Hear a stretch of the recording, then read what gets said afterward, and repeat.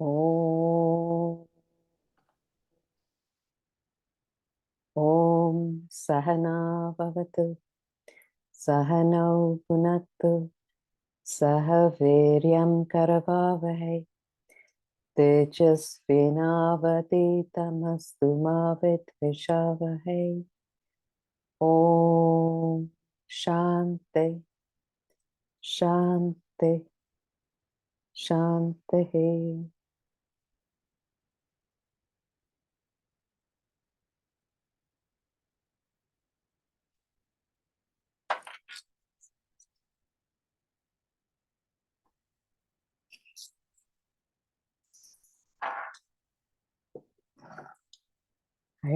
So we had left off looking at the different descriptions of Brahman, understanding that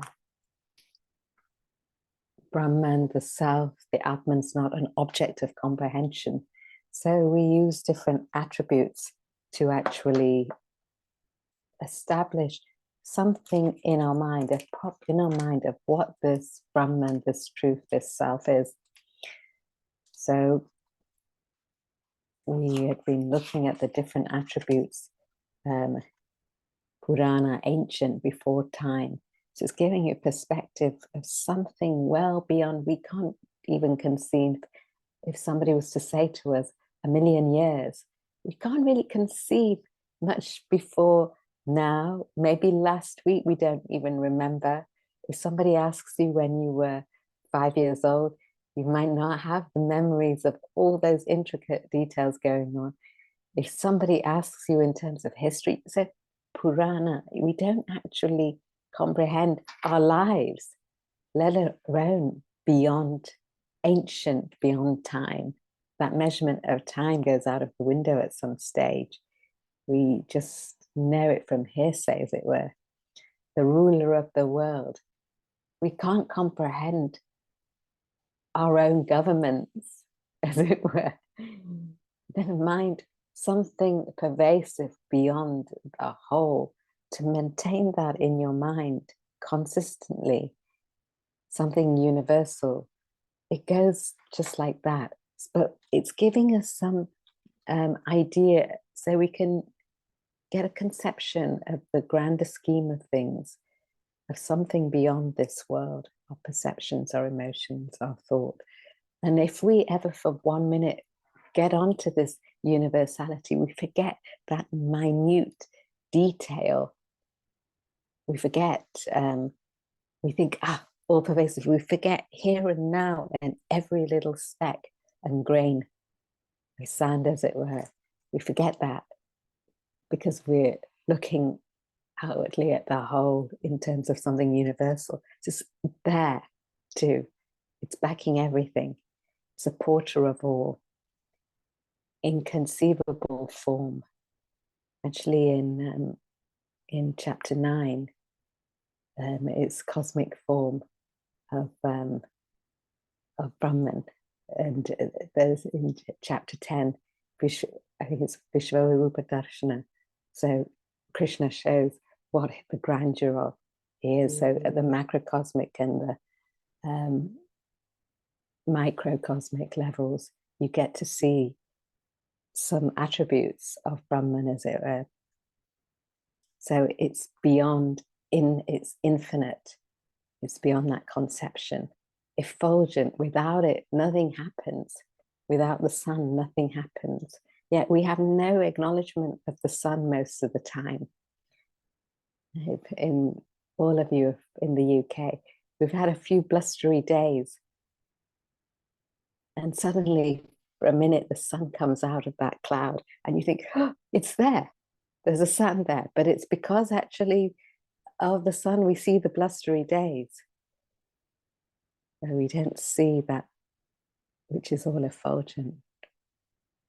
It's beyond our ignorance, even in our ignorance and our knowledge.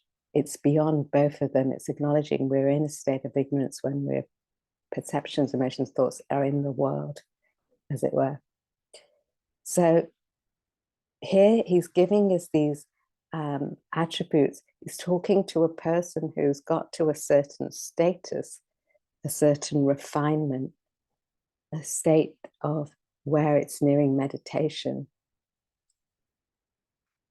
He's not talking about somebody who's not prepared. And as we mentioned last week, different stages of your preparation.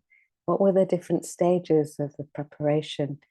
Anybody must know this by heart. We're on chapter 8. Can even if you weren't here, you must have it in your mind and understanding by now. Anybody, what are the different stages?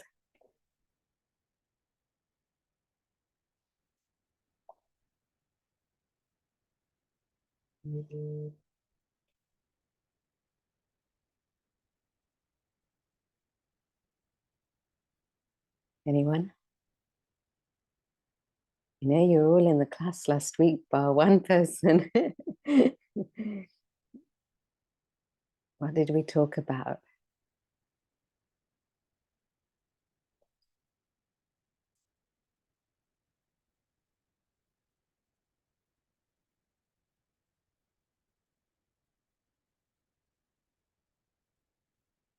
May I go ahead? Mm-hmm. Actually, I think Tim wanted to share something, so I'll wait after Tim. Either way. You go first, Sam. Okay, sure. Thanks.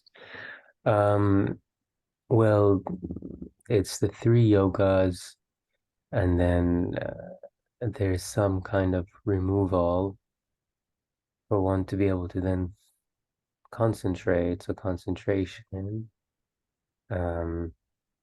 and then something else, and then meditation, and then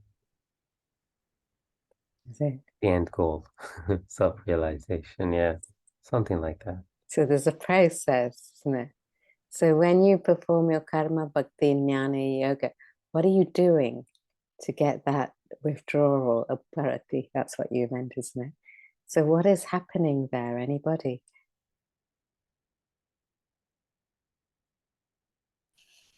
You're reducing your desires or shedding them away.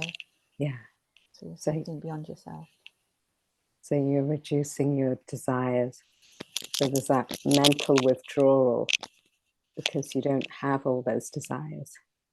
You're able to do it. You're able to be objective. What's the next stage? We had that diagram last week, which in fact, Sam wasn't here last week, but he's reiterated the diagram. So what's next after withdrawal? What do you gain?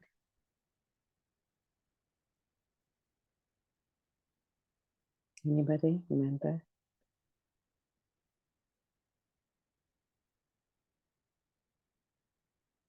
What's that in between?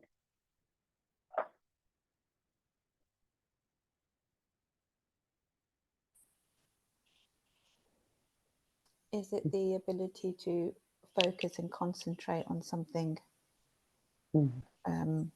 more one-pointed, sort of? So your direction is concentrated on something higher.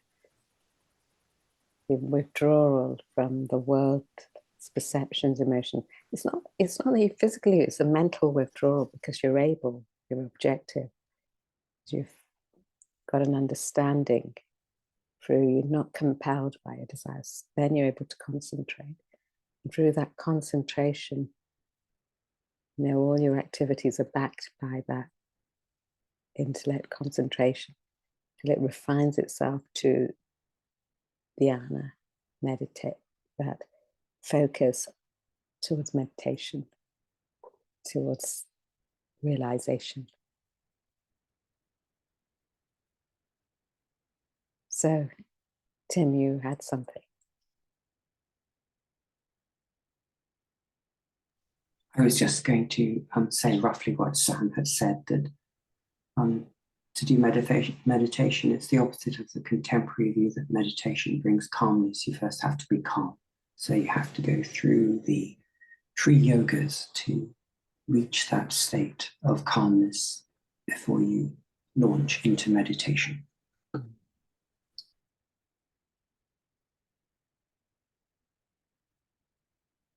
So there's a preparation which is key. But here in 10, we're talking about that. Let's go, if there's any question before we go to 10.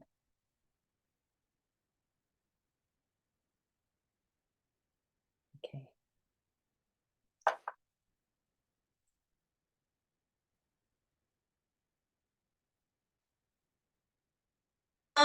काले मनसा चलेन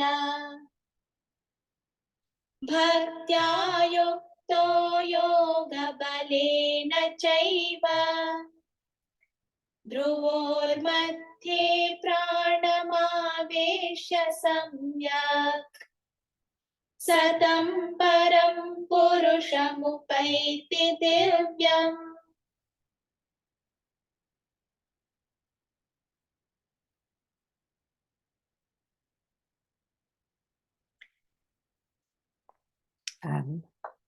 Ash, if you could read the verse.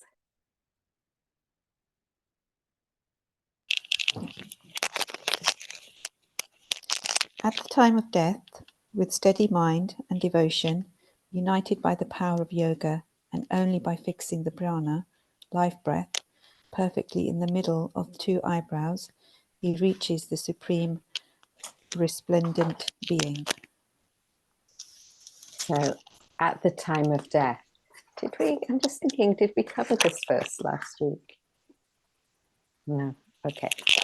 So at the time of death is not meaning physical death, is meaning death of your mind, your ego, your mind and intellect.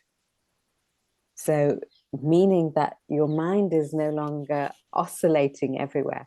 You've refined your thoughts. As you refine your thoughts for your karma bhakti jnana yoga, your mind becomes calmer. So at the time of death of the mind, intellect, the mind is perfectly steady, in fact. So at the time of death of the ego, it's not running all over the place, the mind. So it has that devotion, that single-pointed unity by the power of yoga. I think somebody's mic is crackling. Is it? Okay. So we all know yoga, in the term that we use it, is to join back to ourself. So that practice is, that discipline is to join back. And at the time when your ego is being cut, you're at that stage of meditation, which we were just talking about. So with that breath, that prana, you fix the gaze in the middle of your eyebrows. And sometimes you see certain deities looking up, Christ or Krishna. So it's in symbolism of devotion. Close your eyes, you feel something bigger, devotion. But this is symbolic, you don't want to get yourself a headache, as it were. It's just to indicate a higher direction. So there's all the necessary preparation done. And you come to that last stage of single-pointed concentration. So the focus is on that higher, getting to the self. It's not on that lower transactional value. In fact, when we translate the word Upanishad, the word Upanishad, Upanishad, sit near below. So you sit near a master. You below, as in the word understand, you you to understand, you have to be below what you're trying to get to. So you're standing under what you've got to reach. So Upanishad is similar, sit near below. So you're close to the master, the teacher, the guru. In that rapport, that identification of something higher. And you have that humility to learn from the master, the teacher, whomever. And you look up with devotion. So you serve with that good feeling, that grandeur. There's a feeling of identification. So this whole verse, in a sense, is explaining the method of meditation. So it slides in smoothly, it goes smoothly. It's a process. It takes time, it takes devotion, it takes your intellect to distinguish between those last few thoughts. So you've got to have achieved and reached that state in order to do it. And when it's in the process of meditation, it's a natural process. It's not a process which can be forced. You don't sit down and try to hold your mind as the fashion is. It's already in that calm state. It slips into that thought of a higher to transcend. It's not being pushed in any way. So nowadays, people are often given a mantra to try and hold their minds, to fix their minds on something higher. But they remember the word of the mantra, but it doesn't mean to say it's going anywhere higher. If you've got lots of desires, how can you resolve your thoughts by a mantra? You might resolve your vocal cords with your hand gestures, but you don't resolve your thoughts. So the mantra at the very last stage is just to keep your focus on sound and silence. But before that, it just becomes a word. You could use any word if you're not prepared. If you're prepared, you might choose something which is auspicious to you. Perhaps Om, perhaps something else. It doesn't really matter, in fact.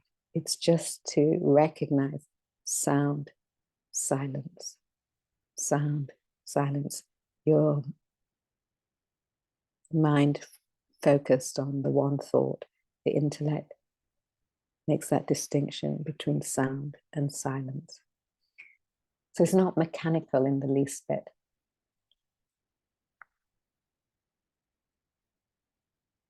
You might start by a mechanical ritual if you're at that stage where you feel, where your mind can focus, but not before. So if you can focus your mind in your everyday activities for a few minutes at a time, and that's grand. If you can remember the self for a few minutes at a time in the day, something grand. But invariably we get involved in our activities and we forget. So if it's like that, how on earth can you think of meditation? It's a fad everybody's practicing. Dangerous one. Nobody, that's so well marketed, nobody knows what's what. So to actually have that, you've got to think of that concentration that you have in your everyday to envisage this meditation of what that refinement is. I think I was talking in one class, I don't know, it was in this, about how a tennis player, I don't know, everybody watched Djokovic. Watch the tennis. Djokovic player, everybody know who Djokovic is. Anybody who doesn't know? Okay.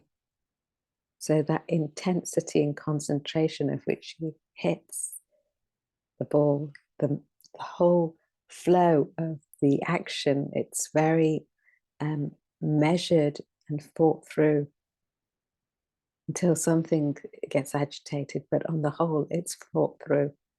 Hence why in all the games he's played, he's lost very, very few, and it's where his mind's gone off. He's very clear of his higher value as not playing tennis as well. So you'll become very acutely aware that whatever your vocation is, only a method, a pathway to reach to your truth, and it's not actually the truth. So that meditation is like sculpting. You know, I don't know if anybody's seen figurines, beautiful figurines sculpted out of marble.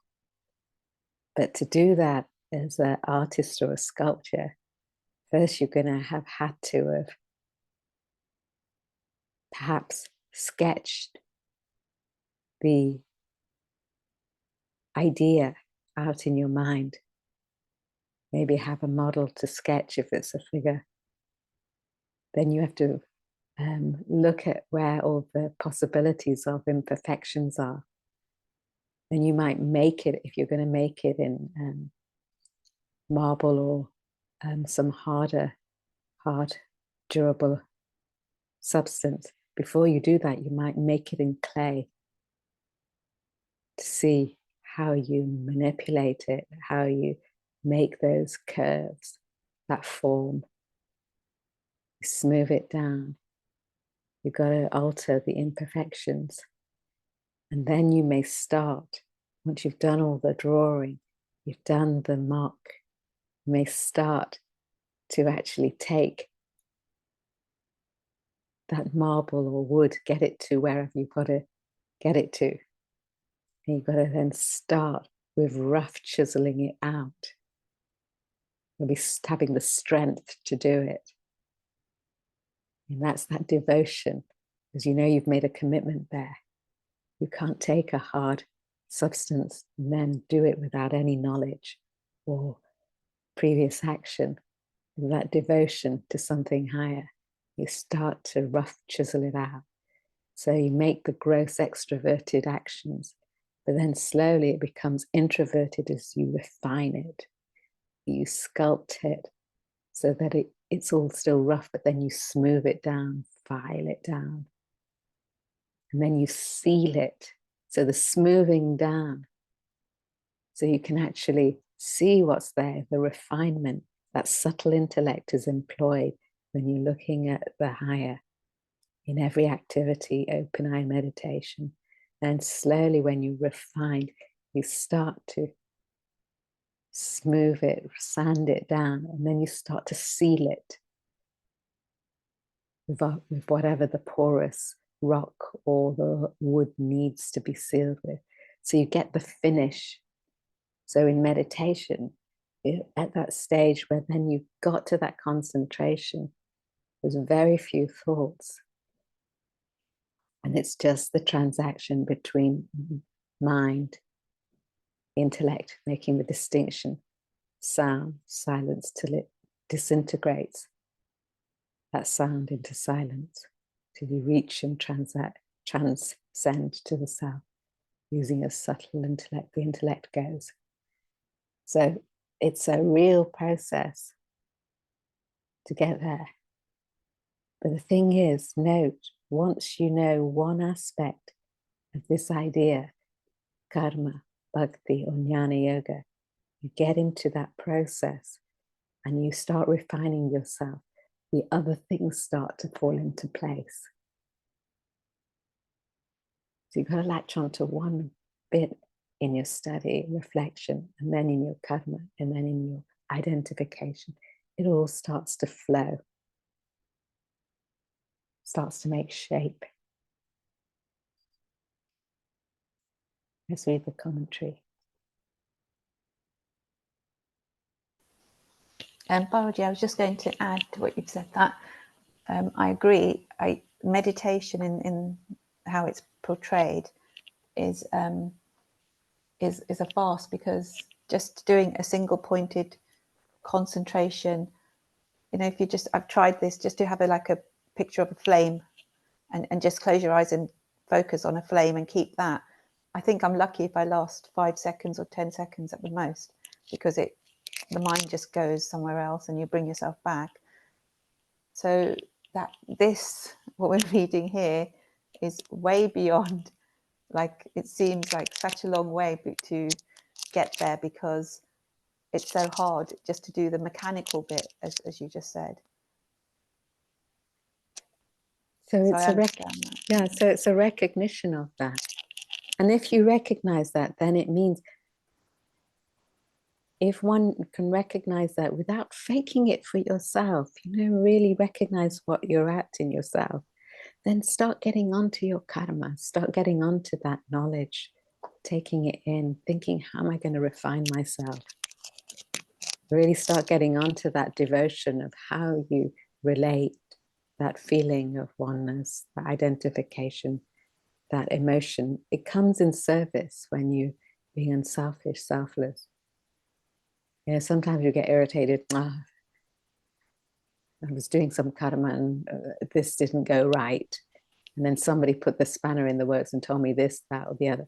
When you have that devotion, you just have that humility. Okay, fine, let's try it this way. You keep going. You have that collaboration, that cooperativeness. So it's all about refinement, because in the beginning you might be very irritated about it because it's the mind's desire. Then slowly it begins to flow. Begins to flow. And it speeds up the refinement of your thoughts, the devotion. So if something's not so great or you get irritated, put it aside and let that devotion come in again. Back it with the knowledge, back it with the karma. Keep going. Just keep going. Keep refining yourself. Never mind, forget about what anybody else is thinking, telling you, doing. You refine yourself till you've got that calmness of mind. You can sit quietly with yourself. You don't need everybody running around you. You don't need to be entertaining yourself, X, Y, Z. You're not a tourist of knowledge. It's very much within. It's not extroverted any longer. But the beginning stage is extroverted, need to go and find out this from this place, that from that place, this, may compare notes, I like this, then 1 month I like that. And, you know, it's a constant pursuit, even in knowledge. Never mind even when it's grosser than that, knowledge. So yeah, you're right, it's a process. Mm-hmm. Yeah. Just to add to Ash's point, if you look at the morning routines of religious communities, it might be an ashram or European monastery or the academy in India. You know, you begin maybe with a morning prayer, and then you do karma, you work in the area, and then you might do study, morning study. So you're doing those 3 yogas every morning in small amounts. And so this idea of reaching a state of calm before you can do single-pointed meditation is built in implicitly into the structures of religious communities for each morning. Yeah, it's the same everywhere. Karma, Bhakti, Jnana Yoga, and Hatha Yoga, and Dhyana Yoga. In the academy, for instance, there's all of that. At the end of the day, when there's bhajans, that devotional aspect, there's a few minutes where there's a quietness. You sit in a practice of meditation. It's not meditation, it's just a practice. A few minutes. It's a chant, or it's just silence. And in the morning after your study, after the prayer, your study, there's yoga, hatha yoga. You've got to keep yourself fit. physically? What type of food are you eating? Keep your mind in good nick, your body in good nick. What sort of karma? Where you get irritated in doing the karma. You know, when you work with people, there's always irritation. How do you manage that? Yeah. It brings up your imperfections so you can refine it for yourself. So that's the tradition across the board. How do you quieten your mind? Become introverted. Introvert's not just keeping away from everybody, it's mental. You may be able to be away from everyone because you're focused on something bigger, higher. So you don't need all that entertainment. But you may well be in amongst people all day long, but your mind is introverted. It's always on the higher.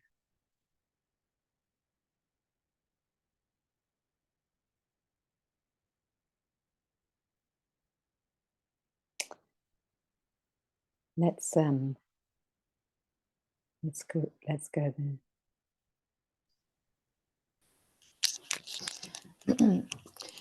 A seeker meditating upon Brahman gains a supreme resplendent being. The verse describes that stage when the seeker crosses over from his terrestrial experiences to transcendental enlightenment, the time of forthgoing from mortality to immortality.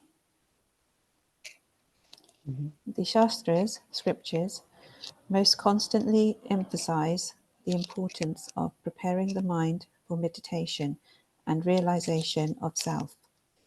They have always placed the accent on calming the mind first. They direct the seeker to render his mind unmoving, akala, before he applies it to meditation. A mind that wanders, wavers, and vacillates does not qualify for introverted seeking. It has to be rendered calm and composed to keep it steady on the path of concentration and meditation. The mind becomes unswerving and steady through the practice of the yogas of action, devotion, and knowledge. It develops devotion to the Supreme. Thus, with the mind controlled and available for deeper meditation, the intellect, fortified through the practice of yoga, directs the mind's concentration to a point between the eyebrows. Here again, the point of concentration does not signify any particular spot on the head. It only turns the gaze slightly upwards, which naturally generates a feeling of devotion, an attitude most conducive for meditation. With constant single-pointed meditation, the seeker reaches Brahman. So just simply putting your eyes upwards towards the middle isn't going to make you devotional. You know, it's actually because there's devotion you have that feeling and something bigger, grand. You know, you look up. This just signifies that the devotion is there, and that's, you know, a pose of it.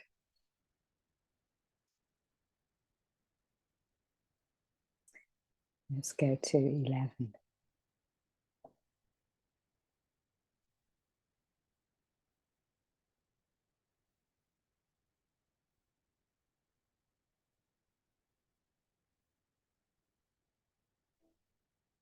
यदक्षरं वेदविदो वदन्ति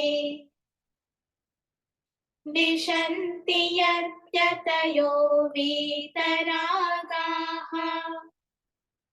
यदिच्छन्तो ब्रह्मचर्यं चरन्ति तत्ते पदं संग्रहेण प्रवक्ष्ये.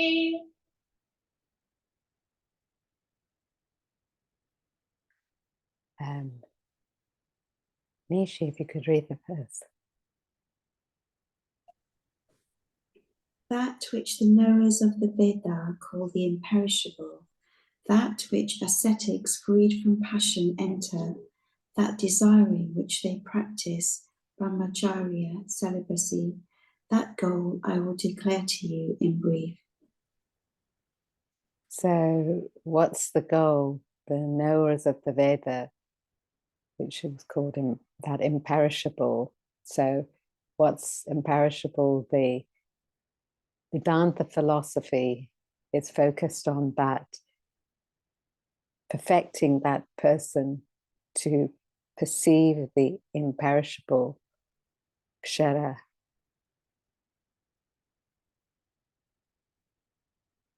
That imperishable Brahman, Uttama Purusha, so the kshara, akshara, Uttama Purusha, perishable, imperishable, and beyond both of those. So that knower of the Vedas, the aesthetic, the person who's, here he mentions the word Brahmacharya. Brahmacharya is often misconstrued as meaning celibate, a celibate person, but it's to actually understand what that really means. It means free from passions.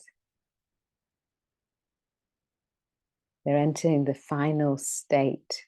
They're free from passions, meaning free from desires. So they have a perfect control over their desires and passions. It doesn't mean to say they're not human, just they have a perfect self-control. They've gone through the cycle of desires and they've objective, they've no interest in them, they're objective to them. Their focus is not on that. So celibacy means, in very layman's person's, withdrawal, not participating in any activities. Here it doesn't mean that. It means a mental self-control, discipline. So you could be engaging in whatever you like, but you have a control over your senses. You don't have the desires which push you to, your mind's not all over the place. It's disciplined, objective. That's a brahmacharya. It doesn't mean they say even you can't get married.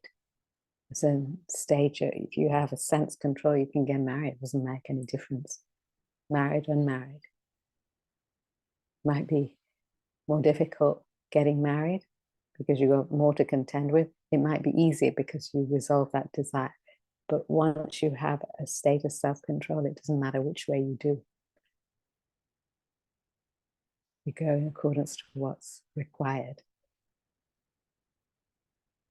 So it's not a self-denial, it's a self-control. It's not a self-indulgence of deprivation. As often in the spiritual path, you got to be clear that you're not depriving yourself of something. You got to be clear that you're not indulging. So you've got to understand the method in your mind, that rationale, that tempered way you tread. Is not asking you to abstain from everything.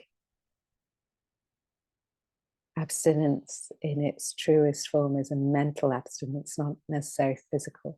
But you might start with physical to gain a discipline. But then it's not saying you shouldn't contact anything. You can do what you like.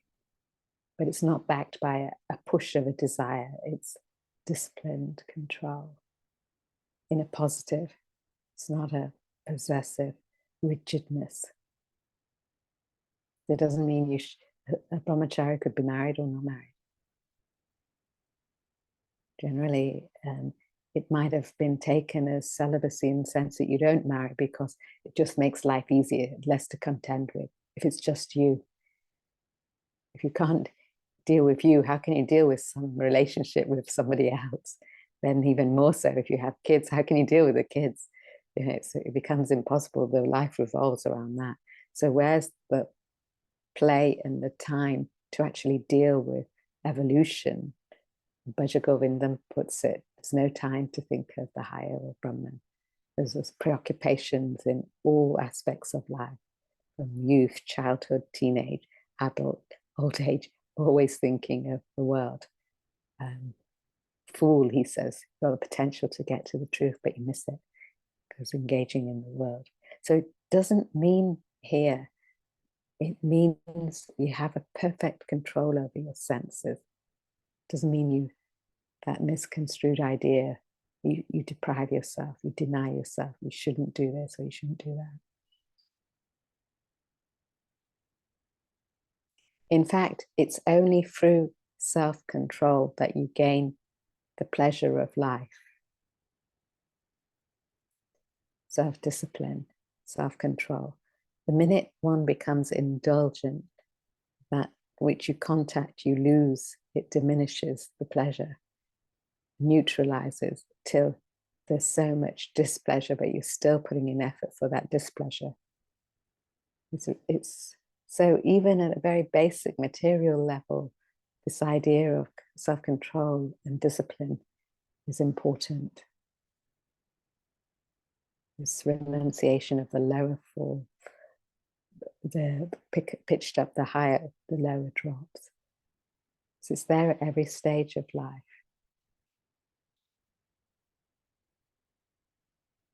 It'd be absolutely absurd if in the name of spirituality, you don't enjoy life.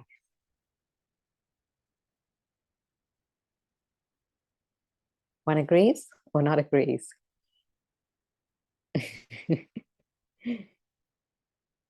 If it's so enjoying life to be optimum, it can't be indulgent because you lose it.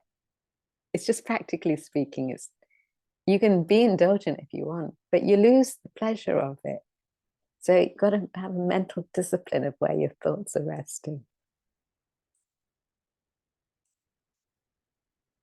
So the goal resting on that imperishable akshara. So that aesthetic is freed from those passions which disturb your mind, keep it held to skelter, because it's pitched upon somewhere higher. It understands what it's got to do, maybe certain desires you've got to get into, but you only get into them to get out. Be focused on something bigger. That's at the lower stages. At the more refined stages, you understand it. You're not interested in going and doing certain things. There's such a bigger focus on something else. So Brahmacharya, a practice of self-control, is an intelligent application of life, where you're contacting your relationship, your objects being. So every stage of your life, your contact and your relationships are kept fresh. They don't go stale and neutralize. So isn't that what everybody wants generally? It just is kind of putting forward the practicalities. But yet when people hear these words of Brahmacharya, they get such a misconstrued idea that they would think that you've got to drop the good life. It's so skewed and upside down. You've got to drop everything in order to live a good life. You can't think of anything of refinement. So that's the way we've been servilely educated. But it's quite the contrary. If you see it. Let's read it.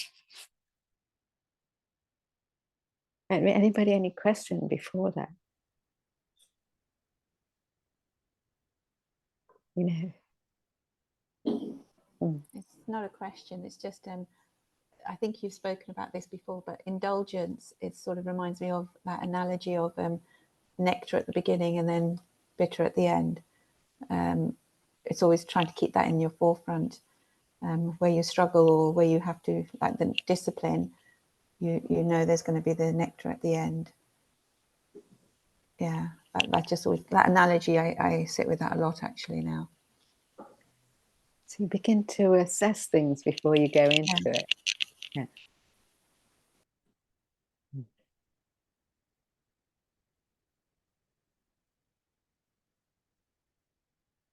Let's read it. I've got somebody drilling outside, so you'll have to let me know if it's disruptive.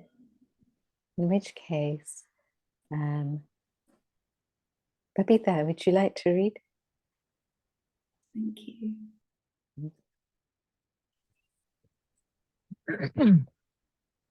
Krishna offers Arjuna a description of the ultimate state of Brahman. He glorifies the supreme goal of human existence in three distinct ways. The Veda knowers declare that goal is imperishable. Veda knowers signify those who have known and experienced Brahman, the quintessence of the four great Vedic texts, Rig, Sama, Yajur, and Atharvana Vedas. They speak of Brahman as the imperishable, changeless substratum. All beings in the world go through impermanent, changing, perishable experiences, whereas the Veda knowers declare the ultimate experience of Brahman as permanent, changeless, imperishable.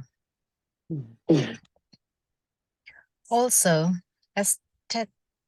ascetics practicing self-control free themselves from worldly attachments and merge with the Supreme Self.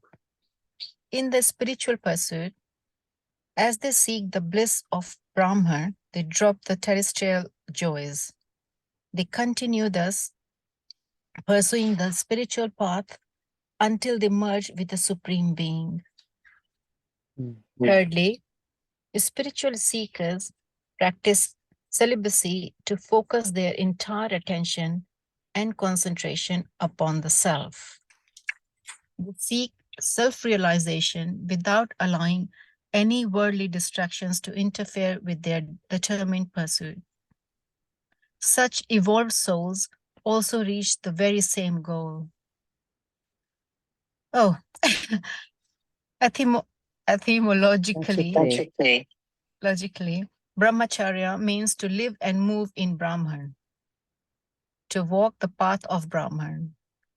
Brahmachari signifies one who follows the path until he reaches Brahman.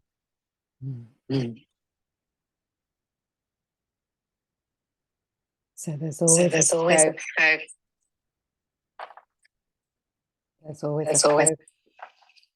focus on the higher. Is that focus on the Brahman? Walking in the path of the Brahman.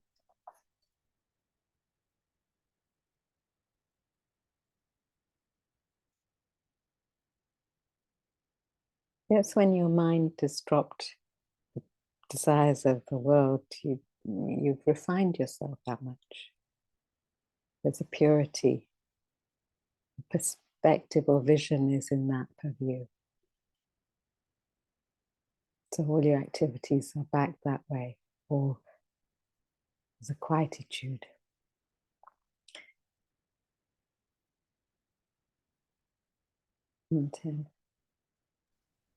The commentary talks about the four great Vedic texts. So what we're studying, the Gita, is not one of the four great Vedic texts. It's a sort of interpretation of those texts. Is that right? So the Sama, Yajur, Atharvan, those are the end portion of the Veda, of Upanishads, which is Vedanta. And Vedanta is the philosophy, and the Bhagavad Gita is that which is the philosophical kernel of the Mahabharata, which is actually It's come down and been made more elaborate, so we can actually understand what the philosophy of Vedanta is saying. That it is Vedanta philosophy, and Vedanta philosophy is part of those Vedas, 4 Vedas, where the knowledge is, Vedanta knowledge is. So they might emphasize on different aspects of the knowledge in those 4 Vedas, but collectively those 4 Vedas make up the philosophy of Vedanta. And So someone pursuing Brahmacharya, they might naturally begin with the Gita and then move to those 4 parts of the Upanishads. Is that sort of the sequence? Are the Upanishads that much more difficult than the Gita? so nowadays, even starting with the Gita is like far advanced for people, because it's, when we read these verses, they are a little bit cryptic sometimes, that we have to have a commentary and then we talk about it and then we think about it. There's so many layers to it. But originally in the Upanishad, they just would say Tattvamasi and expect you to understand what it is that thou art. And off you go. So it's been elaborated a lot. In the Gita is designed for a person of action. The Vedas are designed for, Upanishads are designed for people who are well on their path, they've refined themselves. It's more cryptic statements or verses. They make elaborations, but sometimes they just don't explain the ideas because they expect you to already have known it. So yes, the Bhagavad Gita is an elaboration, but at our stage in the society of the world, the Bhagavad Gita is even complex. Hence, we got things like Prakriyas, Puranas. Prakriyas are like more elaborate texts. Puranas, story forms, commandments. We have the Vedanta treatise in our case, which is more elaborated. Then, because the Vedanta treatise was actually difficult to understand, as a text that we're all familiar with, we have the fall of the human intellect to explain what's happening. We have Bhajagovinda, more elaborate, elaborately explained little bits of what's happening. We have, so it's been made so much more elaborate for us to even get a grip on what we're supposed to do and why, never mind how. That's where we are at in the world. It's so non-thinking. So to be doing the Bhagavad Gita is quite a grand thing. And many people say, let's do an Upanishad. And actually, I'd love to take an Upanishad. But everybody's got to be doing study, reflection every day, and really be able to tune in to that sort of knowledge and be actually refining themselves really, truly to do that. You can do it. You can go to lots of classes online. You can just look and see on the internet, Upanishad class, go for it if you want to. But you'd be doing yourself a service, maybe, to hear about it. It'd be nice. Maybe one day we'll do it. But we've got to have that commitment. So, yes, the Bhagavad Gita is quite cryptic and almost complete in the philosophy of Vedanta. But it's an elaboration from the Upanishads by far.